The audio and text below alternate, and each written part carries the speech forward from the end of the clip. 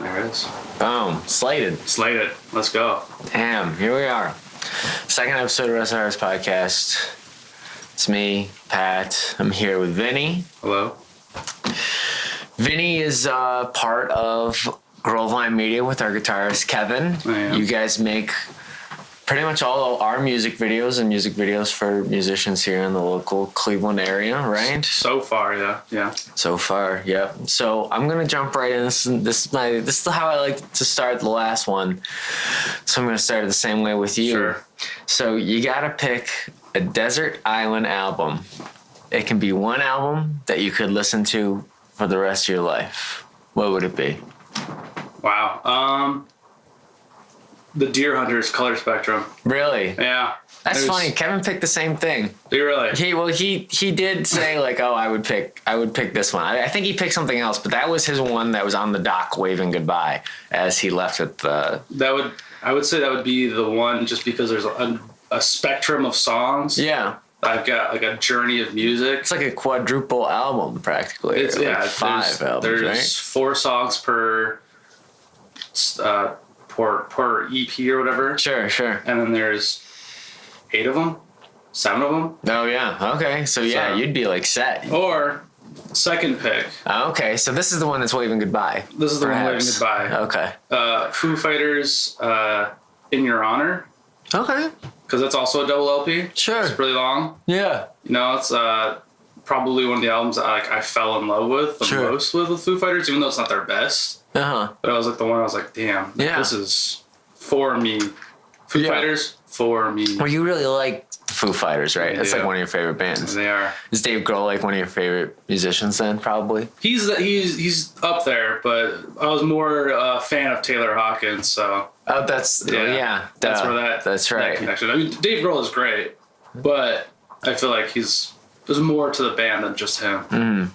Like most bands. I understand. I mean, Taylor Hawkins is a great drummer. Dave Grohl is also a great drummer. He's a great drummer. It's really crazy. Good. A band of great drummers, really. Really good. I mean, Them Crooked Vultures is amazing. Yeah. Which, I mean, that's a long album. It's almost an hour long. They could be on there. Yeah, that one's also on the dock. You got that stoner, like, desert rock. Kind of fits the deserted island. Sure. So. Okay. That's cool though, you know. Foo Fighters, some Deer Hunter. So would you say that Dave Grohl and the Foo Fighters are like your busy? So we'll put another little tangent in here. Sure. Me and Vinny are in a band with Kevin of Groveline as well and Resin Hearts, but we're all in a band together called Tusky. Vinny's our drummer. Would you say that Dave Grohl and Taylor Hawkins were your biggest inspiration in playing the drums and becoming a musician? 100%. Really? Okay. 100%. I would not be a drummer if it wasn't for the Foo Fighters. Really? It's as simple as that. Is there any song in particular that you remember, or any moment in particular that you can recall? The first Foo Fighters song I ever heard was... it was probably Everlong or My Hero on the radio, but the first one I ever really recognized and actually listened and studied to was DOA, which is off of In Your Honor. Yeah. And it's just pretty standard pop rock, you know, for the time. Uh-huh. But I was like, man, this is a good groove. At the time, I was listening to Taking Back Sunday, Green Day. Okay, yeah. A little bit of Nickelback, a little bit of Hoobastank. Dude, me and Hannah were just watching Nickelback music videos earlier. Yeah. We were. Early stuff is good. Yeah. 2003 album? Was it 2003 or 2002? Yeah, the one with the car on the car and driving fast. Good album. Damn straight. Yeah. But that's what I was listening to. And then I saw or listened to DOA. It just came on the radio. It was at the same time as Stadium Arcadium came out. Yeah. That was the year for music. 2005. Yeah. Was a good year for music. That is a good one. But that Foo Fighters is the one that stood out the most for me, and I was like, okay. Yeah. I'm gonna dive into this. Huh. I used to have a PSP. Yeah. That was it was busted. I couldn't play games with it. So I would use it for music. Nice. It had a little 32 megabyte SD card in there. Plug that in, and I would go on and download 6 songs.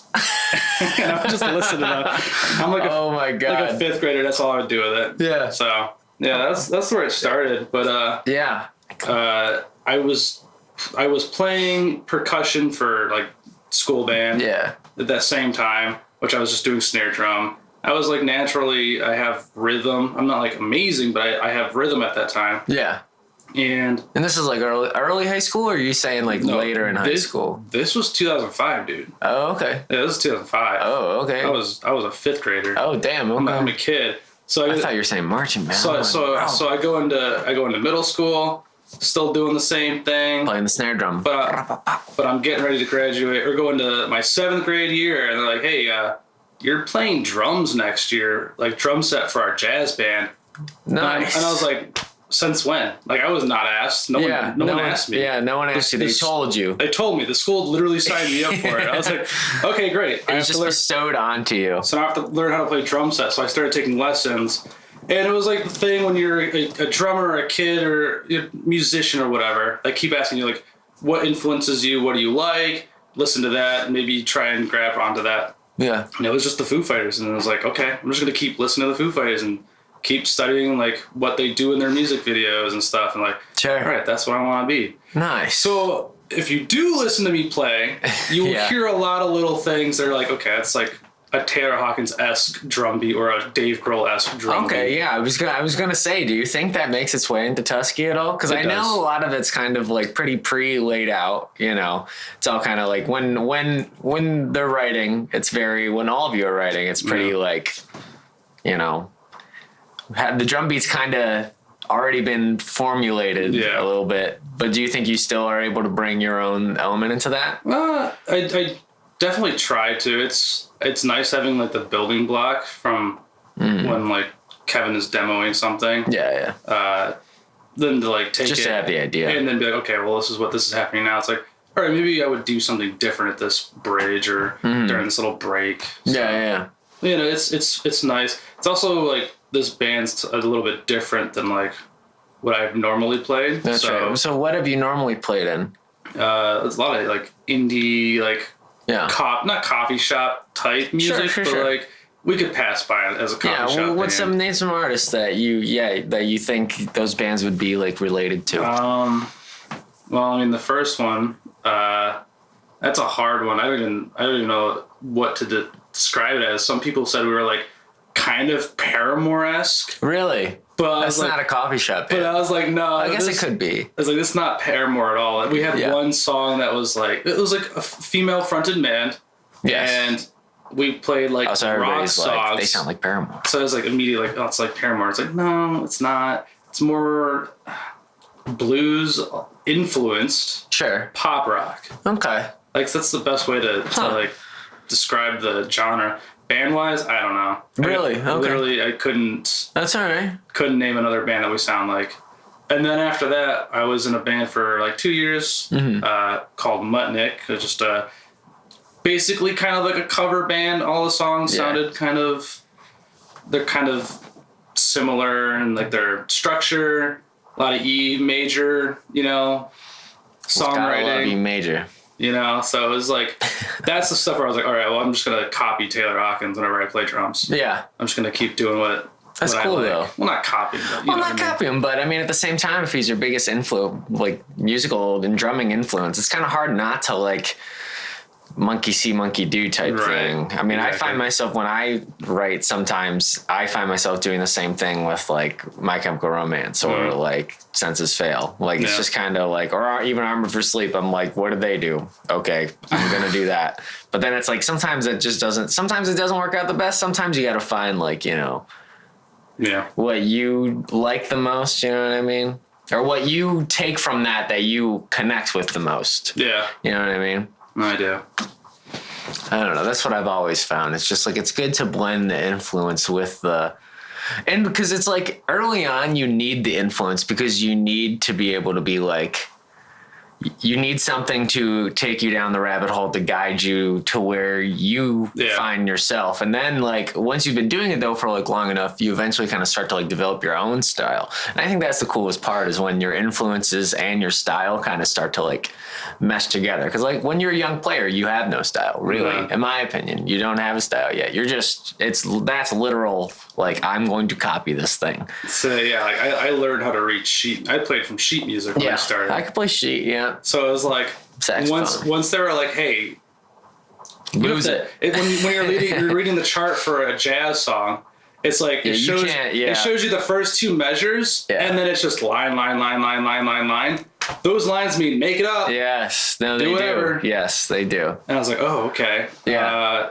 I never knew that until after I graduated high school. I was going into college. I was like, oh, yeah. I was supposed to have fun. Yep. Ah, damn. Kinda. I mean, you're supposed to like take the groove and but work like it, kinda. But like, put your own flavor into it. Put your own flavor into instead it. Instead of just being a robot going. Yeah. Tap tap tap tap. Yeah. Yeah, I feel you. So. Would you say that now, all these years later, you've found your groove?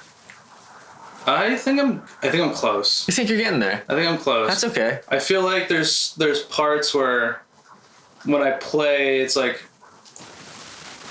I sometimes I'm a fair weather drummer. Sure. Where I just play really good some days, and other days I'm like, I have no idea what's going on. We all have on and off days. But these limbs aren't working the way they're supposed to. But the days that it works good, like that's perfect. I'm like, okay, I think I'm almost there. I'm on it. Yeah. Like I'm on it. I can do these things that I want to do. Yeah. You know, I'm hitting those single 16th note like rolls pretty fast, and like I'm hitting my accents right, just on the mark. Yeah. It's like, okay, cool. Do you ever like warm up or anything before you play? I do. I mean, not like crazily, but before when I first started playing in like rock ensembles, which is a college, you sign up for, it's like a class. Yeah. They put you together in like a band. You guys start learning cover songs at the end of the semester. You play a set. Oh, nice. That's pretty cool. Yeah. I never knew the colleges did that. Yeah, JCC. Okay. Yeah. Really? All right. Huh. Noted. That's how I really got into playing, outside of just school stuff. But I would, before every time we play, I would just like sit down and like listen to the song and just tap with my sticks, hit my hands on it. Yeah. And just kind of like work on my wrists and, if I could, my ankles. Yeah. But that's bad. I got practice pad. I do when I'm sitting in calls and stuff, I'll just sit there and just tap, drum away. Just drum away. Did you ever so in these rock ensembles that they were doing, was it original songs? Were you covering songs? It was all covers. Oh, okay. If you wanted to do an original, you could. Yeah. But it was. But it was like you're not required to do an original song. Yeah, 2 months. You didn't really know these people. Sure. Most of the time you didn't know the people. Sure. So it's like writing a song is kind of hard. Mm-hmm. But the first band I was in did come out of that idea. Really? So the band was called the Colin Schaefer, which was the name of the dude who was like the director of the art department or something. I don't know. He was some just like worker at the college. Yeah. So the guitar player just was friends with him or something. So he's like, our band name is the Colin Schaefer, and the dude was like, I don't know why your band's my name, but okay, whatever. Yeah. Like, he didn't really care for it. So it's like definitely an inside joke. We did that for about 2 semesters. And then the last time I had graduated at this point, and they're like, hey, we're going to do this one more year. Do you want to just come drum for us during these set times during the day or during the week? Yeah. We're doing original stuff this year. And I was like, oh, okay. So a lot of this band became All Amore, which stands for like love or something in Italian, like something about love. Sure.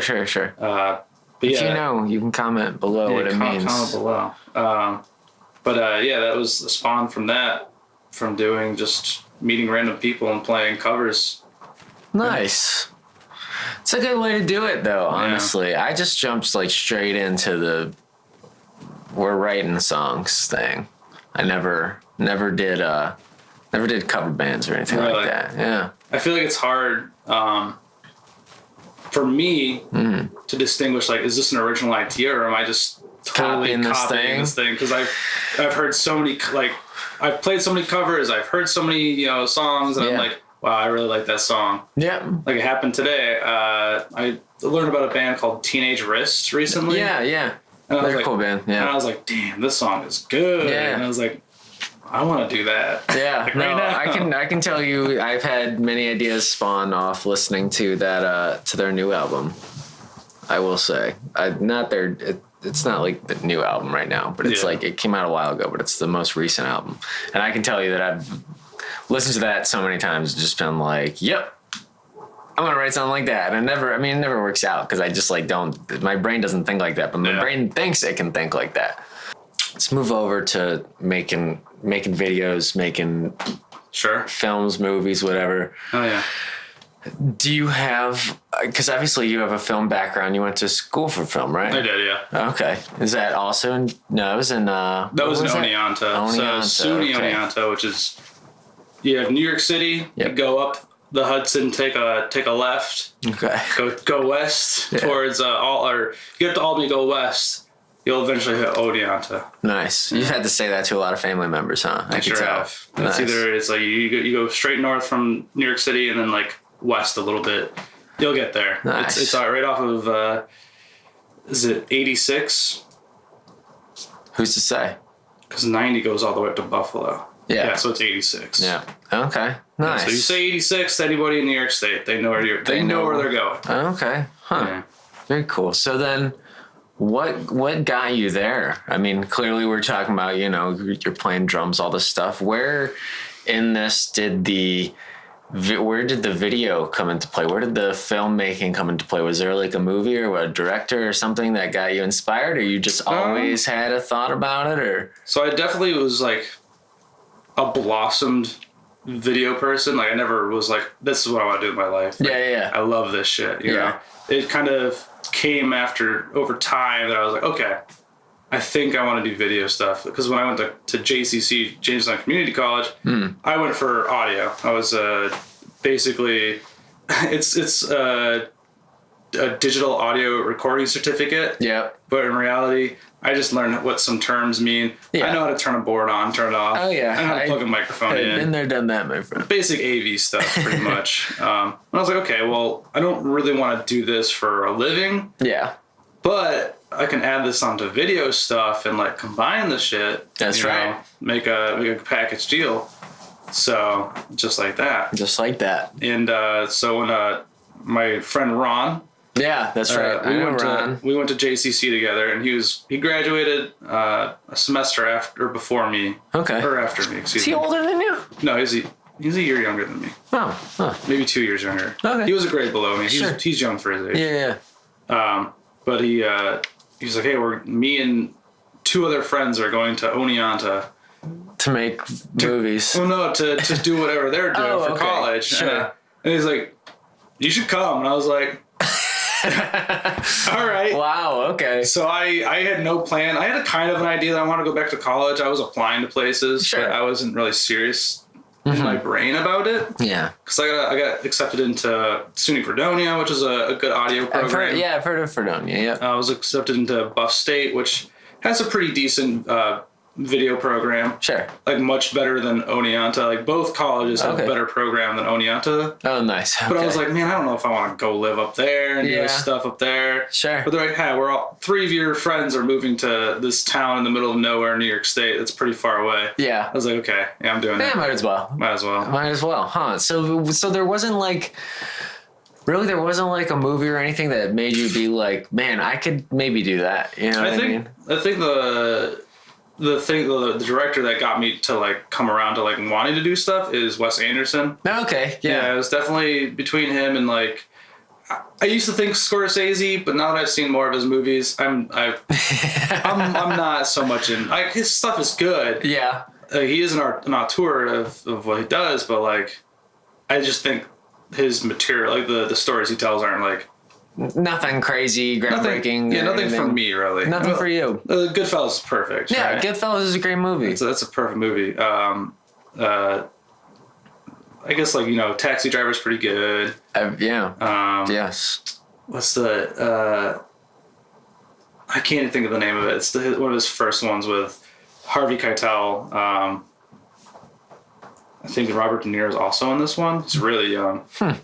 But yeah, that was Mean Streets. Okay. Mean Streets. Maybe it doesn't have Robert De Niro on that one. But Mean Streets is pretty. It's okay, but they just don't really age well for me. Sure. But visually they're great. Sure. But then I'd watched. I think my first Wes Anderson movie was probably Grand Budapest Hotel. That's a good one. That's an award winner. I started pretty late. I saw that in theaters. I saw it in theaters too. And I was like, Damn, that's a good movie. Really? That was the first one you ever saw? That's the first one I ever saw. Wow. And so after that, I went and watched every one of his movies from beginning until that point. Bottle Rocket onwards. Yep. So yeah, there's some good stuff in there. That's probably it. That's probably the wrong answer. Really? Because that would have been 2015. I went back to college at the end of 2016. Yeah. So there was a gap year. Sure. Well, that's cool though. I mean, hey, I love a Wes Anderson movie just as much as the next person. Yeah, they're good. They're good. The colors are always so good, and what do you take away most from those? Really, is it? I mean, because obviously, I feel like a lot of people who do films and stuff, when they watch a movie like that, or watch a movie by someone who is kind of like probably a really big inspiration for a lot of people out there. I feel like a lot of people take and pull like little different things out of there. What's the biggest thing that he does that you're like? That's like the coolest thing. You try to replicate that maybe. So it's definitely the rhythm.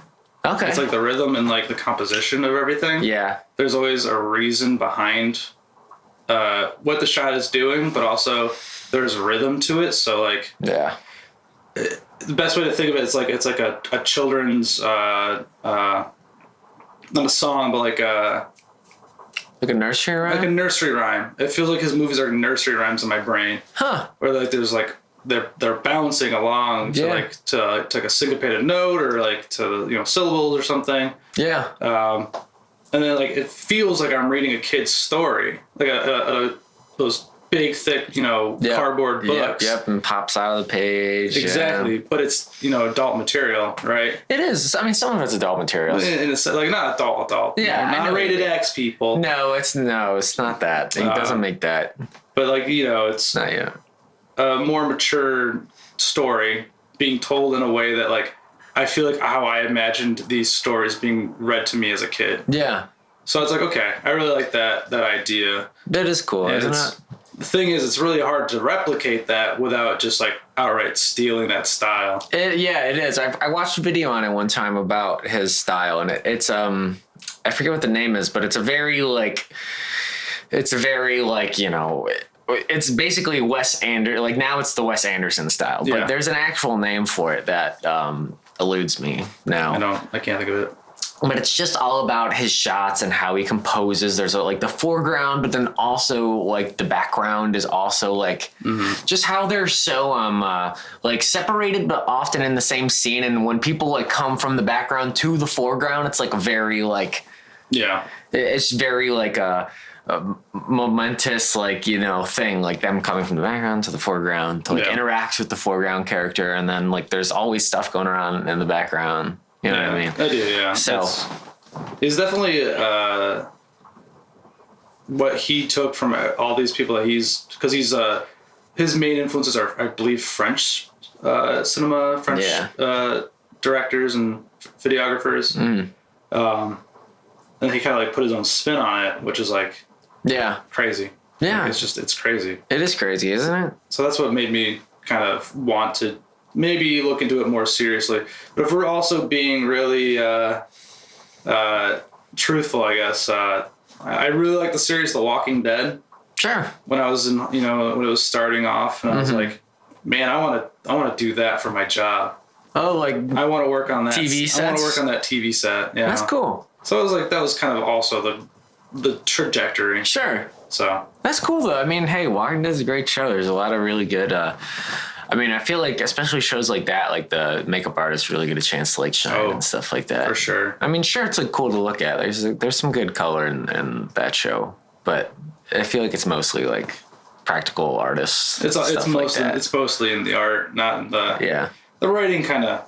Yeah, writing's okay. Off, I was about to say, I remember the first like season or two of that show being really cool. The first two seasons are very good. Yeah, and then I remember they did that show, Fear the Walking Dead. Fear the Walking Dead. I was really excited about Fear the Walking Dead. I was like, oh, this is gonna be cool. It's gonna be a show about like the beginning of the like zombie like thing, and it was like the first 10 minutes were like before the zombie thing, and then it was just like okay, and now we're in. Now we're 2 months in. Too. Yeah, we're 2 months in. Dude, what do you mean? Like I wanted to see like literally like a week before and like them trying to contain this weird thing or something, like make it like a government story, and then like all this other stuff happens. Right, I thought the same thing. I was like, is it gonna be like the first person, and then you like watch it all unfold from that one person? Yeah, not even. That's what I mean. I think they missed a really big opportunity with that. Honestly.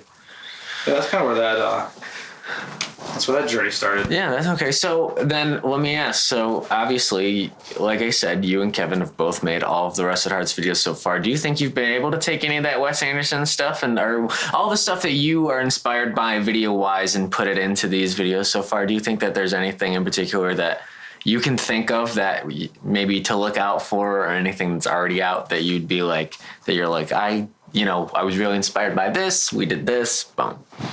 I have to think about that one. Yeah. There's something too about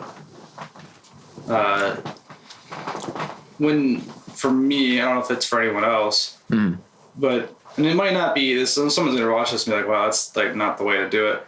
But I like to like where I'm at in that moment, it's like what looks best for this. Sure.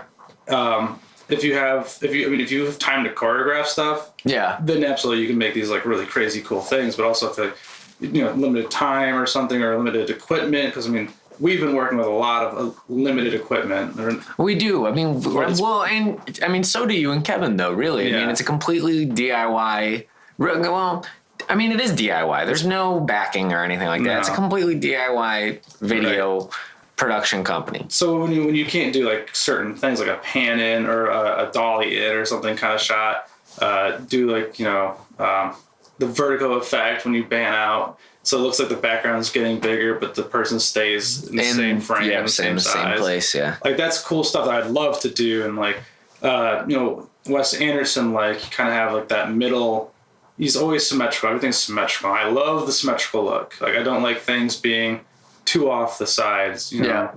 But there's also I forget what the term is, but a lot of like framings. You get your thirds. So you get your left, middle, and right, and how you frame people in those areas can tell a lot about what the scene is saying. Yeah. So, for example, there was a video we just shot for Forge and Wander. Yeah. Which will hopefully be coming out soon. In that video, based on what the space that we had, I couldn't frame him in the middle because there was just too much stuff and just garbage in the way. It didn't look good. But if I moved the camera over a little bit and centered him on the right side of the frame, looking to the right, versus having him sit in the left, looking to the right, or sitting on the right, looking to the left. Yeah, I'm able to tell a little bit of a different emotion or like what's happening in that scene. Mm-hmm. Just a little, I guess, textbook thing. Like if someone's sitting and they're looking on a frame, if they're looking to the right, it means that they're typically, I guess, is it stage right when you're watching a movie? Yeah. It looks like they're stage right. Yeah, they're looking to their. If they're looking at you from the screen, and they're looking to the right, they would technically be looking at stage right. Okay, so when that means they're looking towards the future. There is a more positive outcome or something more, not even positive, but like there's more to that can happen. There's like it's hard to say. It's not even uplifting. There's a future to be told that could be good. Sure. But the opposite option is looking to the left, which is like looking back in time. Yeah. They're either stuck in the past or the end is near for them or something bad is about to happen. So when you play around with those kind of visual motifs, like you can say something about what's happening to that character in that scene, which is something I kind of intentionally did in that video. Sure. Based on the space. I wasn't really going for it, but then I was like, oh, this but actually when you saw it, you were like, sense now. That's really cool, actually. And so the music videos we've worked on, I think the most recent one that we still have to do some finishing touches on. Oh, yeah. That was one where I was trying to kind of take more of those ideas into the screen. Yeah. Maybe not so Wes Anderson-y. Yeah. It's not really that Wes Anderson. The one I think you're talking about is the campy one we kind of have, right? It's very campy, but I mean, it's like I like that it's campy. It's good. I agree I'd like too. To keep it to that because it was an Armor for Sleep song. It was an Armor for Sleep music video. Yeah. When you showed me, I was like, okay, wow, that's like almost. Yeah, it's like over the top, though. But it's like, wow, we're kind of getting that same vibe here. We are, yeah. So being able to do that, kind of copying just other. Not copying again. Mm-hmm. Taking notes from other people who have done this, who are, maybe you know their names, maybe you don't, but like, you just kind of keep adapting to that. It's like, okay, what they did right there, that's pretty cool. Yeah. That's really sick. I was watching Fire of Love, which is it was up for Oscar for documentary. Okay. I believe.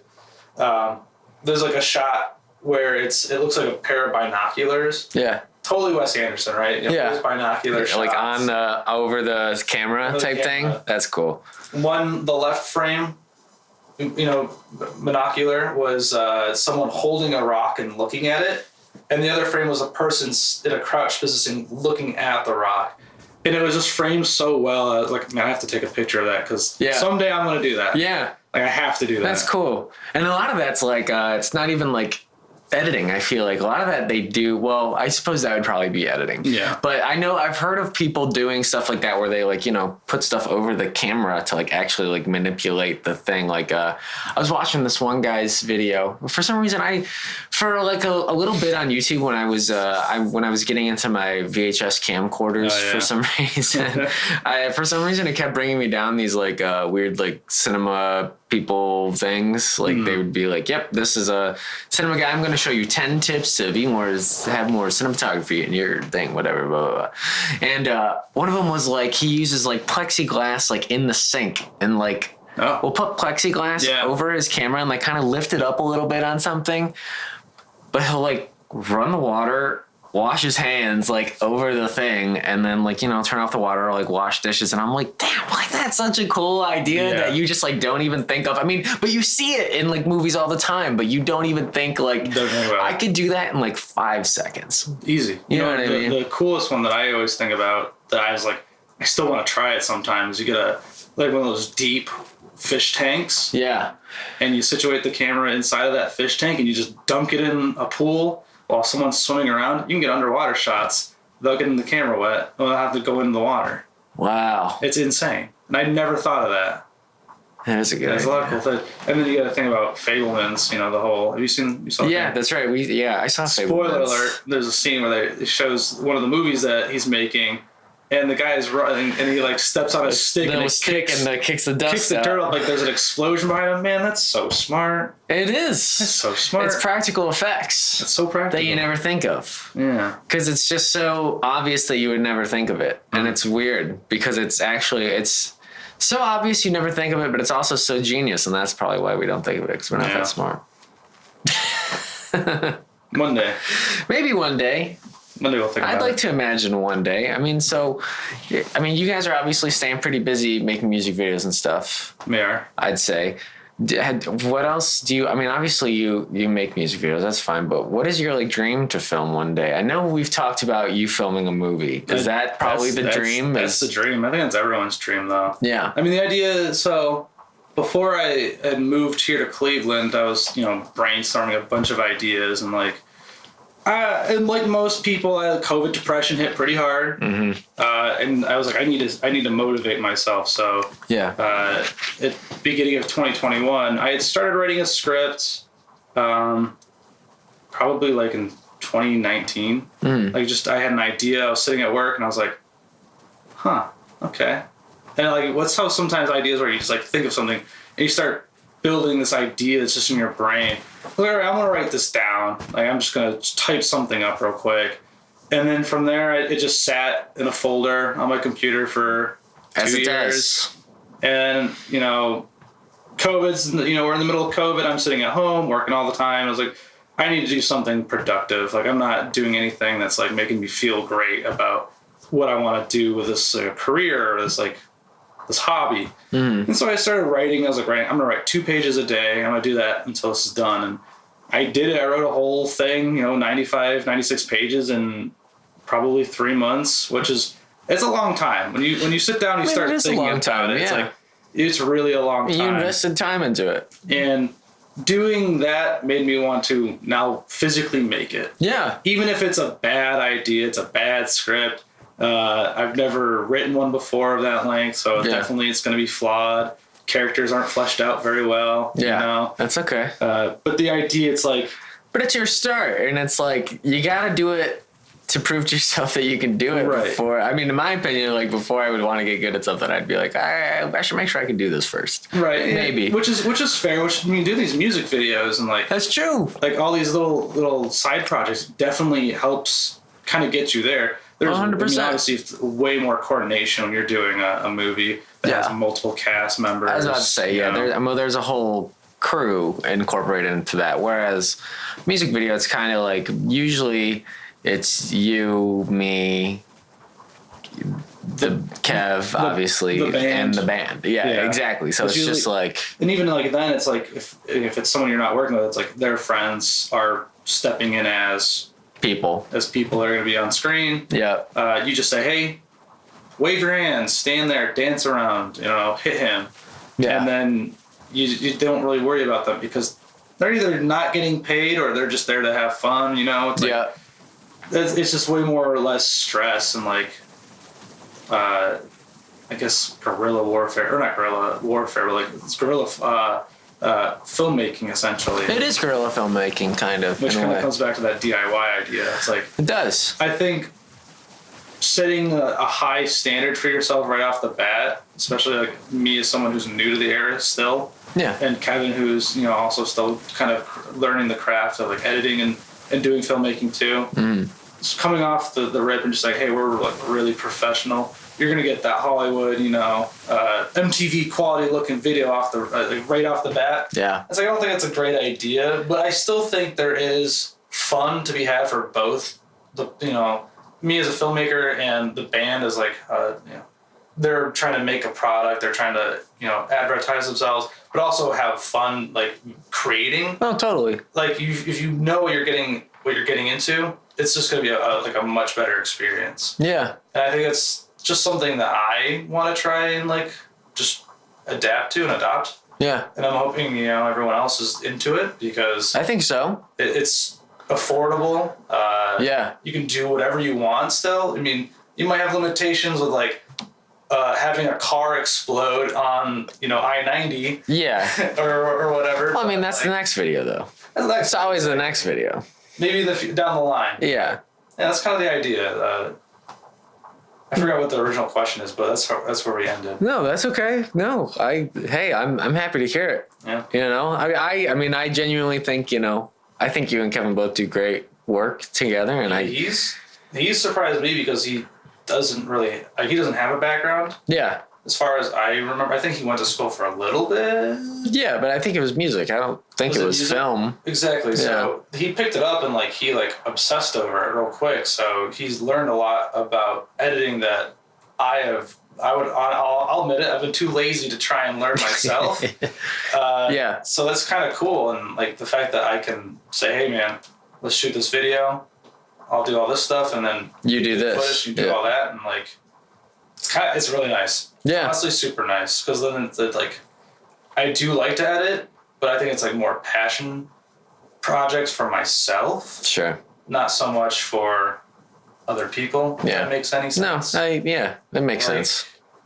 When someone's like, hey, I'm going to pay you X amount of money to edit this promotional video for our business, it's yeah, I'll do it, but am I really into it? Yeah, but you gotta have, especially to learn, I think, stuff like that, like editing, I'm sure, because it can be very tedious. You need to have a love for it, what you're editing, so that you're I want to make this the best it can be. Whereas I mean, totally, if I'm editing some video about some guy's iPad or something, I'm just yawn. Although I don't edit video at all, so I mean, what would I know really? All I do is I can what I've learned how to do is I can change the in and out things on my render thing, so I can just render a little area. There you go. That's my video editing experience. That's all you need. Sometimes that is all you need.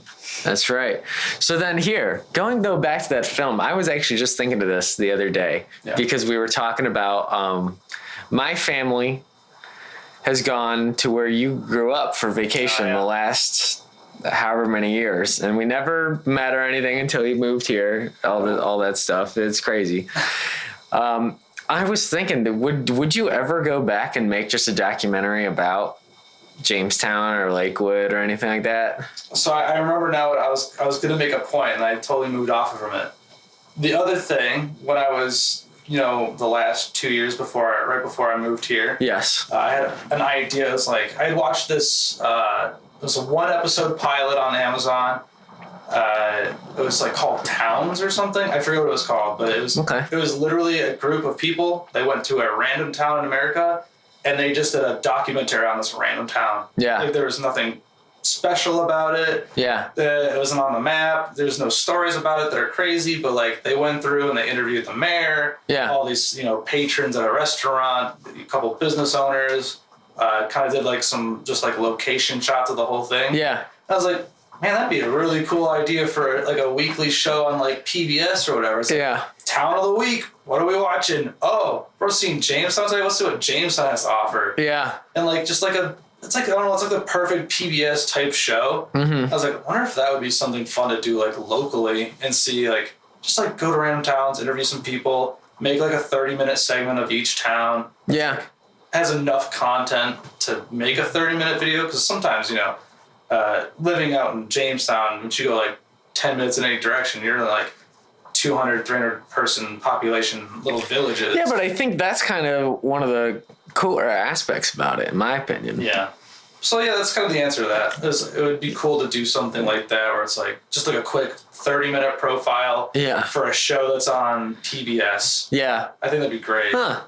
That is pretty cool, honestly. Yeah. It's not a bad idea. Almost like a tourism kind of thing, but also it's like, kind of touristy, but also like you could make it like kind of just real to a point where it's like people in this city, suffer from these things and these things because they don't have this in their area or something. Exactly. But you do a little bit of history, you post the early history, current history.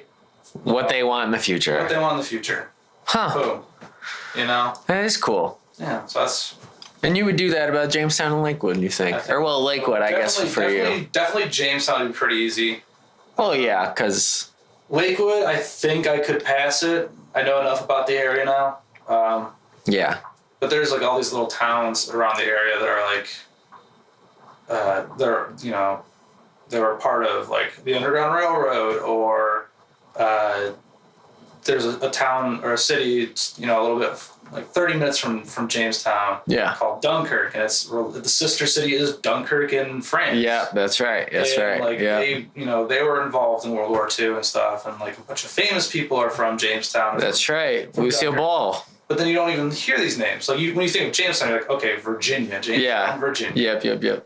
So there's like a lot of cool things once you start like reading into these smaller cities, towns around you. Yeah. I think it'd be cool to see those stories be told in totally an easy to eat. You're eating your breakfast. You're drinking your coffee, and you're reading the newspaper, and you're watching what's going on in... That's right. Jamestown, New York. What's going on that day? But, so, like, I mean, obviously, it is an insanely small town. I mean, I've been there, how many times, and you live there. Yeah. It is a very small town. I feel like everyone would know each other. You know who. Yes, when literally. Someone dies, it's like, oh my God. No, literally, yeah, but sometimes, like, I'm just straight up, like, I go there for vacation, like, once a year, and I swear to God, I go places and like it's the same people that were there last year, and that's and the year before that and the year before that, and I like literally I'm started to like recognize people, which is crazy. That's funny. It is crazy. I'm like, how am I recognizing these people that I have no interaction with them usually besides like maybe like, hey, how you doing? You know what I mean? Yeah. But I recognize them, and so I guess. Coming off that, my question for you, being now that you are a videographer, you're a musician, you're all this, you do what Vinny does. You are Vinny. I mean, how much of that do you think came from that small environment of like, Lakewood, New York, Jamestown, New York? Like, how much do you think that impacted you in coming to Lakewood, Ohio, going to Fredonia? You know what I mean? Do you think like, did you feel like you had to get out to do these things that you wanted to do? Or did you feel like you could even maybe do those things, or maybe they inspired you to do these other things? I mean, your town inspired you to do these other things? So, because it is an insanely small place. I mean, it's like, yeah. I mean, it's not insanely small. I'm not trying to, dog on this town at all. Small. It's, But it's a smaller town, like genuinely, and it's a kind of is it a lower income town too? It's a lower income small town. That's what I mean. So it's like, I'm just kind of curious how you think that, has impacted you. So it's interesting because Jamestown specifically has a high value in the arts. Yeah. There's, a lot of like free programs that, kids and, young adults can sign up for to learn these skills, like become a guitar player, learn how to edit audio, do AV. Yeah. And you have the Chautauqua Institute, like right down the street, which is like the biggest, like institution of arts in like that area. And it's like arts education, yes, religious education, things like that. But like there's this huge love for the arts in the area, which does help. That's probably the reason why I got into any of this stuff. 100%. You talk to someone and they're like, "Oh yeah, I play in this band," or "Oh, I work at this theater on the weekends doing local productions." And it's like, okay, that's cool. Yeah. And like as the years kind of go on, it's like it's almost like the town has like its graduating class of people who are into the specific arts at the time. And it's like you see these waves of how things are going. And I feel like my wave was definitely more video focused. Yeah. And everyone, if they didn't stay in the area, they, to do like local jobs, whatever it was, most people left to go do their thing. Yeah. And it's like, you think about that, trying to become, when someone wants to be famous or become the next big actor, director, whatever, it's like, well, if you think about it, the smaller the town, the higher your chances are. But at the same time, it's so hard to find the motivation to to really want to do it, but also to market yourself or kind of build on that. So it was hard to stay there and not want to make anything, but also be able to have any opportunities to really make anything. Yeah. I think I made one little short on my time there because I knew a couple friends that wanted to act in it, or not even want to. I asked them and they're like, yeah, whatever, I'm free that day. Yeah. That's kind of how these projects are. I was like, oh yeah, I'm free that day. Yeah, I'm free. Yeah, that's right. Kind of like how you're free to do this today. Exactly. Wow. But it's like the smaller the town, it seems like it's harder to get out of that mindset to do a big thing. Even if it's not that big of a thing that you're doing. Yeah. Just filming a 5-minute short video. Yeah. Even that can have its limitations based on who you know, what you want to do, what's your location, do you have the set for it, do you have the money for it, whatever. Sure. But it's hard to kind of do that. And also when it's such a small town, it's almost like you've seen it before. It's okay, people have already seen this in this area. They've already seen the same building being filmed and doing a similar funny little short or whatever. Yeah. So it's you have to find ways to reinvent what's there. Sure. When there's really not a lot there. So moving here, I definitely saw it as an opportunity, to branch out. Sure. There's studios here. There's people who are creatives who do have the money, who do have the resources. That's right. To help out or to make things happen. Sure. Whereas back home, I just didn't have those things. Yeah. There's a lot of bands back home, but it's not really about money either. No, I understand. That's another thing about the whole Groveline thing. It's it's not about the money. It's really not about the money. So when you try to do a music video, most bands back home want to do music videos, but all the people that did, video stuff, they wouldn't do it because they knew that band was only going to give them $150, $200, and they're just I could go get that somewhere else, and I could get more than that somewhere else maybe. And that created a pretty toxic community between video and music. And it's they kind of put a sour taste in my mouth to wanting to really do it, or even try to reach out to people. Mm-hmm. So yeah, it's just it was a clear, decision to be able to like come here and be like, oh, well, I have all this equipment and I know people. I'd be stupid if I didn't try. Yeah. And it's like, yeah. Yeah. Well, here you are. You're trying. Here we are.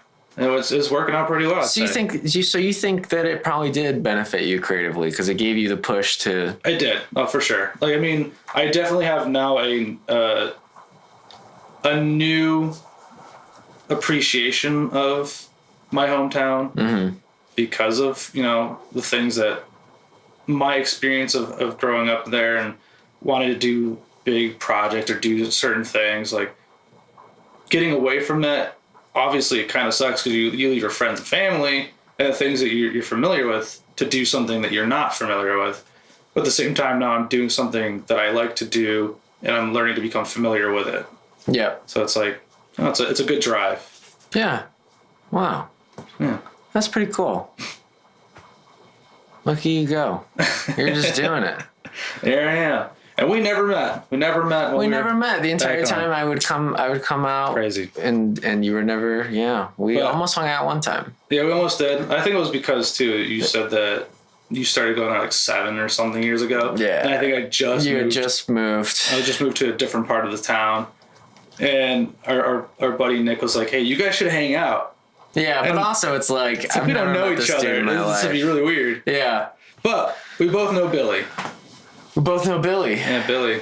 Billy. Chicago music. Oh, yeah. Yeah, we do both know Billy. This is true. Yeah. That's the funny part. Yeah, that is very true. Yeah, it's a nice little store there, honestly. I sold a drum set to him for $275. Whew. And it was a Grush maple kit. Yeah. I spent like $700 on it. Jeez. That was a sad day. Yeah, that is a sad day. I need money for college. That's what it was. That'll do it. $200 ain't gonna pay for college. So don't sell anything to Billy. Billy's a good friend, but don't sell him he seems like a cool guy. The last thing I bought there was I think a bass, maybe. Really? Yeah, I think I bought a little Squire bass there one time. Nice. Yeah, it was pretty nice. I think I still have it. No, I don't. No, I gave it to Christian. Okay. He plays it now. But that's cool. So, Vinny, thank you for being on. Groveline Media. Yeah. Do you guys have a website or anything you guys reach out to? Yeah, we just Instagram. Yeah. Okay. So if you want to make a music video and you're in the Cleveland area, Instagram. What do you know the Instagram off the top of your head? It should just be Groveline Media. Groveline Media. Boom. Yeah. Easy. At Groveline Media. Yeah. Website maybe. Hopefully soon. Maybe. Well, I'm sure it'll be on the Instagram or whatever. If it's. I think after we get more videos out. Oh, Twitter. Like, you guys have Twitter too. There's a Twitter. Yeah. I'm. That's all. Not Kevin. The social media guy. Yeah. That's all Kevin. That's okay. But I think after we get some more things going, then we'll try and get a website. I mean, I'd have my own website, but I feel like I would pay for it and not upload anything to it. Yeah. So the more that we're doing this, the more motivated to start that website would be.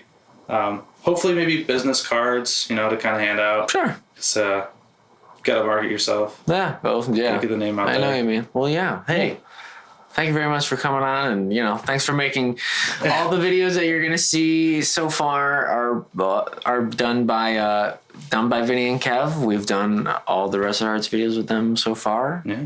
Unless otherwise noted, but yeah. Cool, man. Thanks for being on Groveline Media. Check it out. Anything you want to say before we go? I got nothing to plug, but thanks for having me, man. This was fun. Thanks for coming on. Yeah. It was a lot of fun talking about Wes Anderson and stuff. Yeah, we'll talk about more Wes Anderson we definitely later. will, because it's 2 movies come out this year. That's right. Apparently 2. That's right. So. We'll see. We'll see. There it is. And it'll clap out. Clap out.